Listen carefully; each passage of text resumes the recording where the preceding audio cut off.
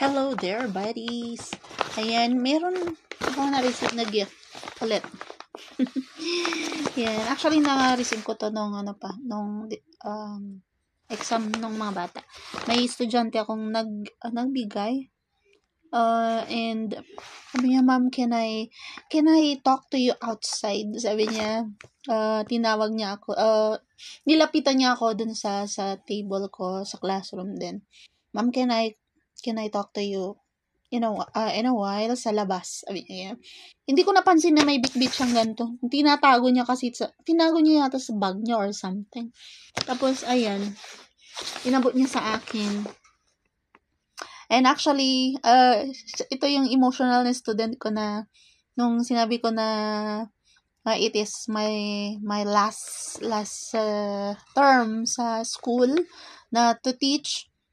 Umiyak siya, as in, lumuha siya talaga, "Oh my God," sabi niya gano'n, "Why am I so emotional?" Sabi niya, naiyak siya kasi naging student ko siya ng maraming subjects din. And kilala naman nila kung gano'n ako sa kanila. Ayun, umiyak yung bata, and nung nalaman niya na gano'n, nung pagtapos ng exam niya, pinabot niya sa akin to, tapos nag-picture kami. And ayun, tingnan natin kung anong laman ng kanyang gifts. Ayan. Oh, para siyang cosmetics bag. No, ganyan siya, ang ganda, diba? May lalagyan na ako although may lalagyan na ako, may nag-gift din sa akin noon. Pero ito, iba siya. Pwedeng paglagyan to ng mga underwears. Ayan. Tapos, pagtingin ko sa loob, yan, ganyan siya, oh. May cover, na-cover siyang ganyan. Ayan. Ayan po siya. Tapos, dalawang set ng scarf. Yan, scarf yung bigay niyang ganyan. Yan, galing sa SM. And, may naka-insert na letter. Ayan. Ano kayang laman ng letter niya? Secret muna ngayon. Babasahin natin to later. Sometime later.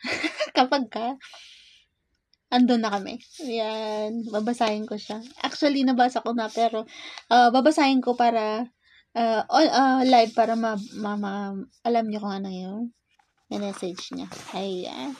So, ito yung kanyang binigay. Nakita niya daw kasi na nag-scarf ako noon. And I look good. O daw. Ayan. Ang ganda. Diba? So, it will warm me. Ayan. So, thank you sa aking student na si Ursula Miss Grande. And Ursula Camille ang pangalan niya. Siyang nagbigay nito. And I really appreciate it.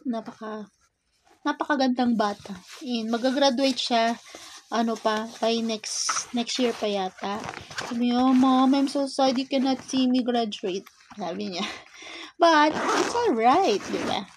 And ganun talaga kapag may maganda kang na-impart sa mga estudyante, parang manghihinayang sila kapag magpapaalam ka na.